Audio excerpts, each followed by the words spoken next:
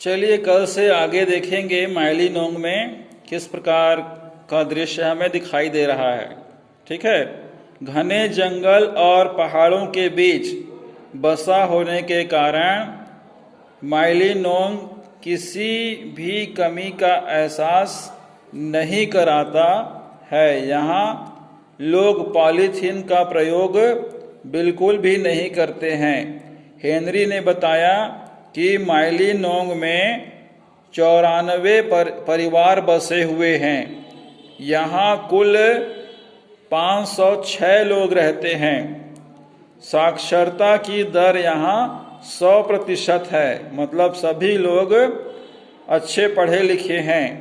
गांव में 2 स्कूल है, एक खासी गांव में और दूसरा एक खासी की भाषा में और एक अंग्रेजी माध्यम की भाषा में स्कूल संचालित किए जाते हैं। यहाँ सभी बच्चे पढ़ने जाते हैं। 8वीं के बाद की पढ़ाई के लिए बच्चे यहाँ से 75 किलोमीटर दूर शिलांग में पढ़ाई करने जाते हैं। ठीक है। यहाँ के लोग खाना मिट्टी के चूल्हों पर बनाते हैं। चूंकि यहाँ बारिश ज़्यादा होती है, इसलिए चूल्हे के ऊपर बने एक झूले में लकड़ियाँ सुखाने के लिए रख दी जाती हैं, जिससे गर्म धुएं से लकड़ियाँ सूख जाती हैं। इनका कपड़े सुखाने का तरीका भी निराला है।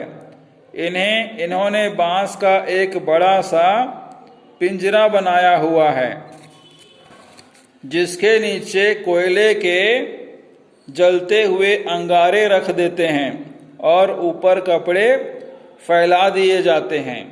ठीक है। तो जाली नुमा एक बांस का पिंजरा होता है। हल्की गर्मी के ताप से कपड़े सूख जाते हैं। ठीक है। चलिए आगे देखते हैं। माइलिनोंग में एक छोटी सी दुकान है जो साबुन, मोमबत्ती, माचिस वगैरह छोटी मोटी जरूरतों का पूरा सामान रखती है या आपूर्ति करती है।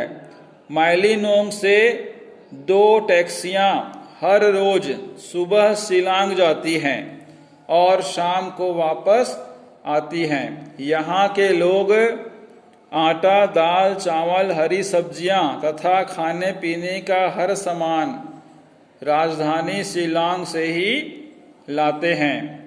यहाँ सब्जी, अनाज कुछ भी पैदा नहीं होता। हाँ, मछली, सूअर, मुर्गियां जरूर पाली जाती हैं। हेनरी ने बताया कि शिलांग से माइलिनोंग के बीच सड़क पर 12 साल हुए हैं। जो सड़क बनी है उसे 12 साल हुए हैं। इसके पहले आना जाना बहुत ही मुश्किल था। गांव के मुखिया को सभी हेडमैन कहते हैं। जैसे गांव के मुखिया को सरपंच कहते हैं, तो वहाँ के गांव का जो मुखिया होता है उसे हेडमैन कहा जाता है। उन्होंने गांव को साफ सुथरा रखने के लिए नियमों को जगह जगह लगा रखा है, जिसका सभी गांव वाले पालन करते हैं। रूट ब्रिज के रास्ते में मैंने बड़े बच्चों को एक रोचक खेल खेलते देखा। केले के एक तने को उन्होंने जमीन पर गाड़ दिया था।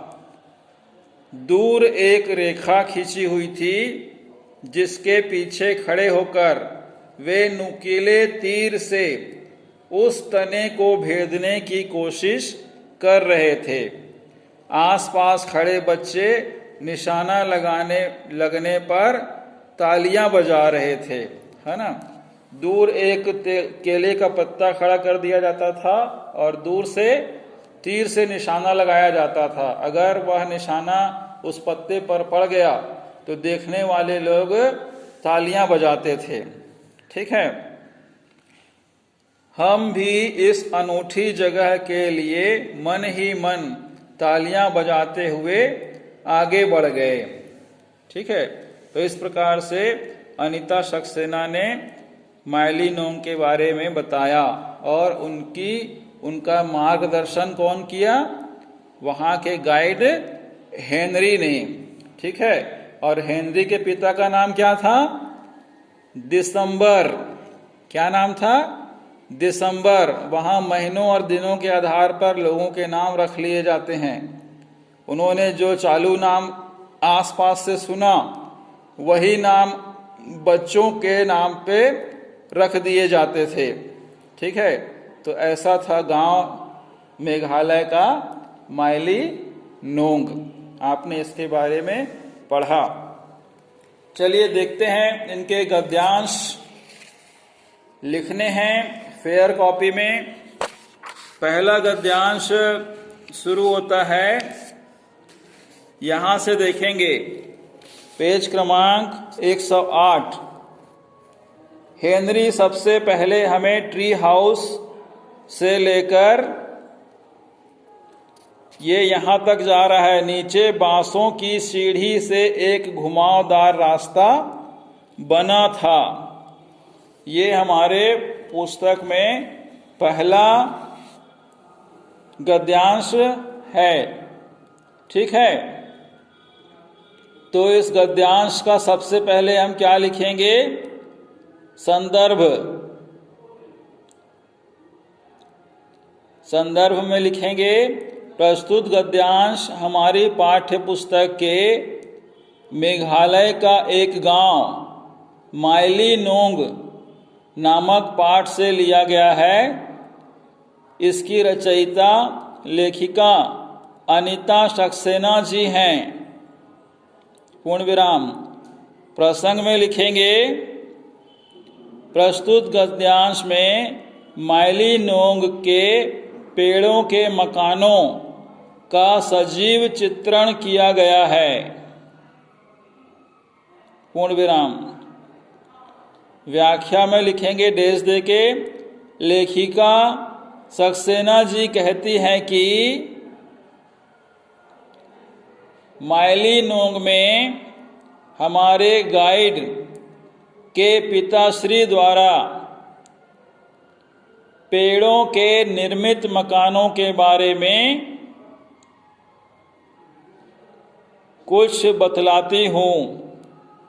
यह कितनी कारीगरी और कुशाग्र बुद्धि से इन मकानों को बनाया गया है।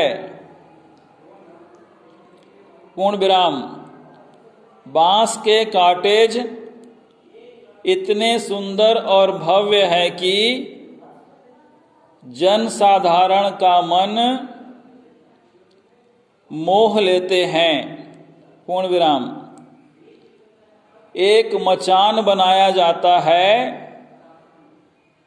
मचान मतलब होता है एक ऊंचा स्थान जहां से चारों ओर से दृश्य दिखाई दे। ठीक है, मचान बनाया जाता है जहां से दूर दूर तक देखा जाता है और जंगली जीव जंतुओं, बीच में योजक चिन्ह बनाएंगे, से सुरक्षा के संकेत प्राप्त किए जाते हैं। पूर्ण विराम। यहाँ पर ज़्यादातर बांस की लकड़ियों का प्रयोग किया जाता है। पूर्ण विराम। बांस की लकड़ियाँ मजबूत और टिकाऊ होती हैं। पूर्ण विराम। इन्हीं लकड़ियों का प्रयोग आद्योपांत किया जाता है। आद्योपांत मतलब शुरू से आखिरी तक किया जाता है। पूर्ण विराम। सीढ़ियों की बात हो या बांधने की, बांस की छोटी बड़ी, बीच में योजक चिन्ह, लकड़ियां ही काम में लाई जाती हैं। ठीक है, तो ये आपका पहला गद्यांश यहाँ पर पूर्ण होता है। ठीक है, सभी लोग इसे फेयर कॉपी में लिखेंगे। अगले दिन आपको इन गद्यांशों का दूसरा एवं तीसरा